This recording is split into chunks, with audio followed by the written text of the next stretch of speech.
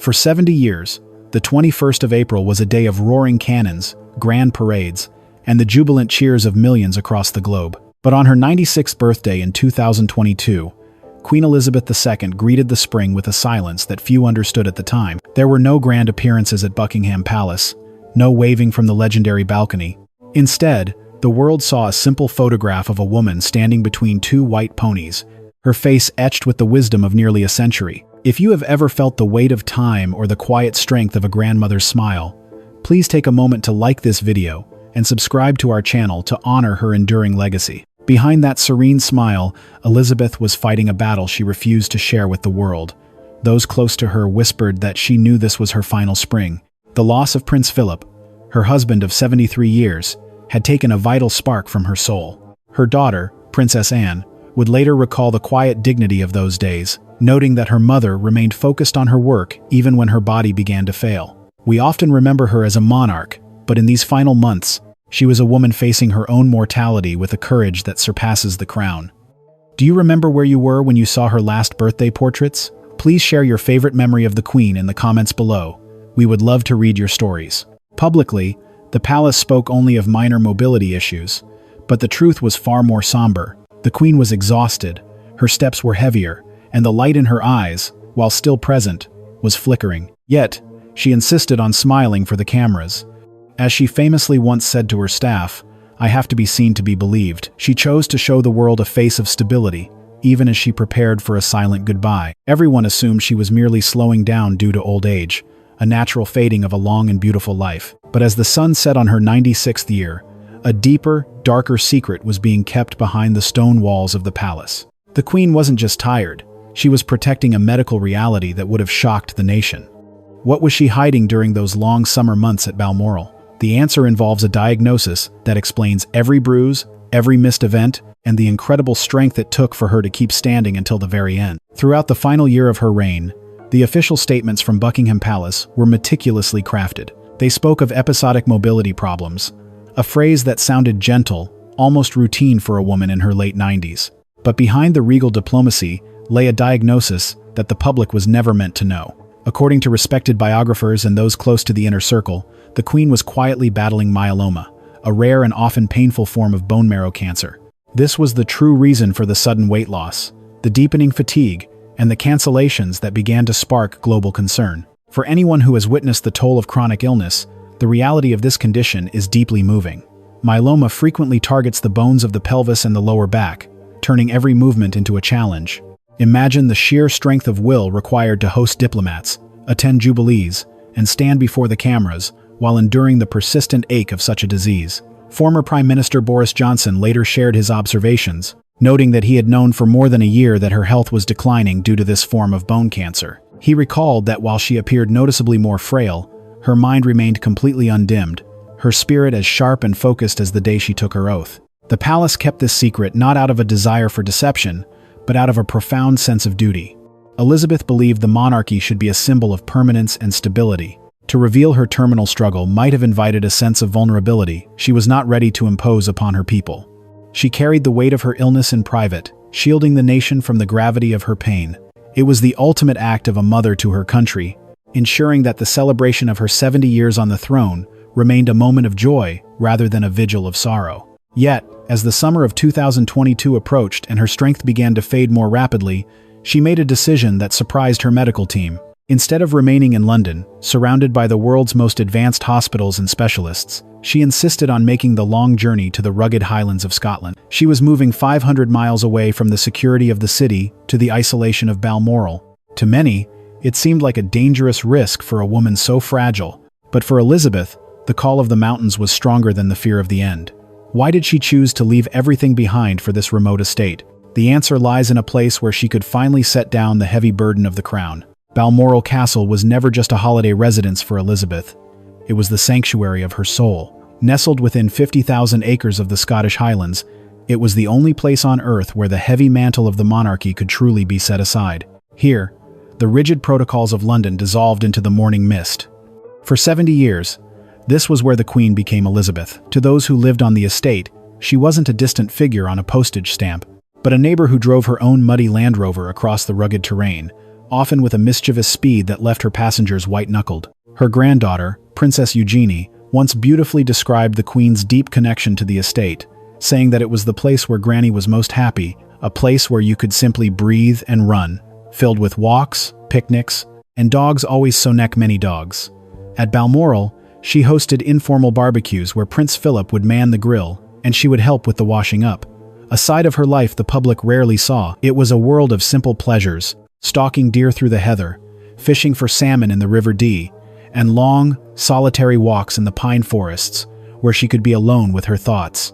But in the summer of 2022, her return to Scotland carried a different weight. She knew her strength was failing, and she understood that the journey north might be her last. While her medical advisors would have preferred her to stay within reach of London's specialist hospitals, Elizabeth remained resolute. She was choosing the mountains over the medicine. This was the landscape of her heart. It was where Philip had proposed to her in 1946, and where they had spent their most cherished moments together. To die here was not a surrender to illness, but a final, defiant act of choice. She was reclaiming her identity, deciding that her final days would be spent in the place that smelled of peat smoke and Highland rain. She had spent a lifetime serving her people, and now, at the age of 96, she was granting herself one final wish: to be at peace in the place she loved most. Yet, even in her sanctuary, she refused to abandon her duty. Just 48 hours before the end, a photograph was released that would haunt the world. As she stood by the fireplace at Balmoral to welcome a new prime minister, the cameras caught a dark purple bruise on the back of her hand. That mark, and the frail but determined smile on her face, revealed the true cost of her final act of service. What did it take for her to stand that day? And what did she say to those around her before the silence fell? On the 6th of September, 2022, Queen Elizabeth II performed her final act of constitutional duty. Traditionally, the appointment of a new prime minister took place within the gilded walls of Buckingham Palace. But the Queen was now far too frail to make the 500-mile journey south. Instead, for the first time in her 70-year reign, the ritual was moved to the drawing room of Balmoral. As Liz Truss entered the room, she was greeted by a monarch who was visibly thin and leaning heavily on a walking stick.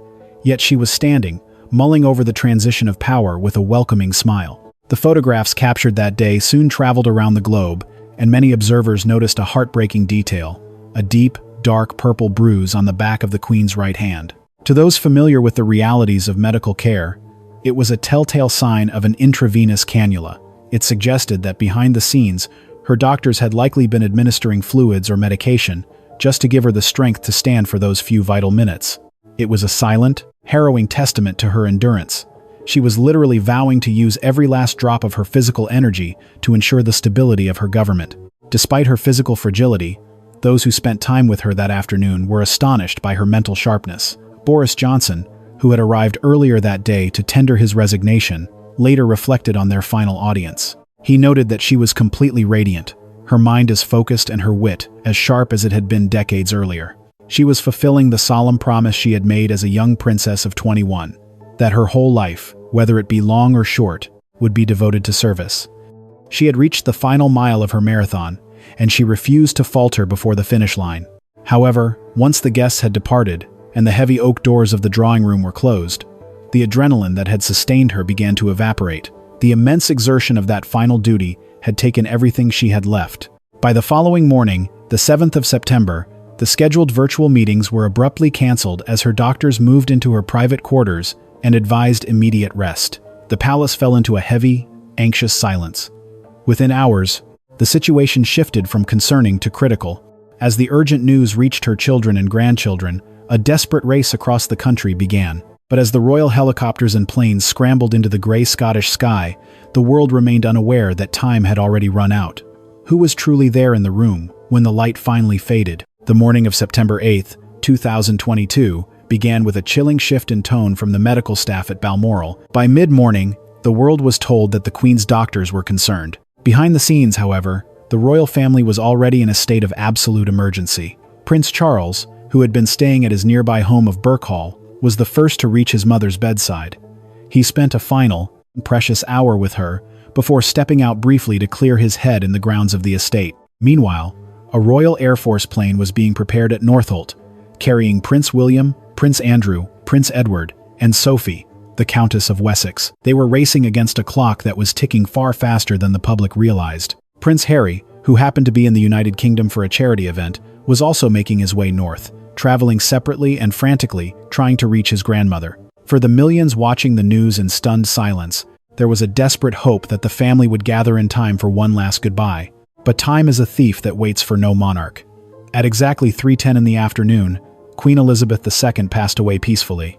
When the plane carrying William and his uncles finally landed at Aberdeen Airport at nearly 4 o'clock, the Queen had already been gone for 50 minutes. They had raced across the country, pushed by a desperate love, but they had lost the race. Prince Harry would not arrive until hours after the official public announcement had already been made to a grieving world. In those final, quiet hours, it was Princess Anne who stood as the silent guardian of her mother's peace. Having been with the Queen for the previous 24 hours, Anne was the only one of her children present at the exact moment of her departure. She later spoke with profound emotion about the privilege of sharing the last 24 hours of her mother's life. There were no cameras, no grand speeches, and no crown, just a daughter holding her mother's hand in the quiet, heather-scented air of the Scottish Highlands.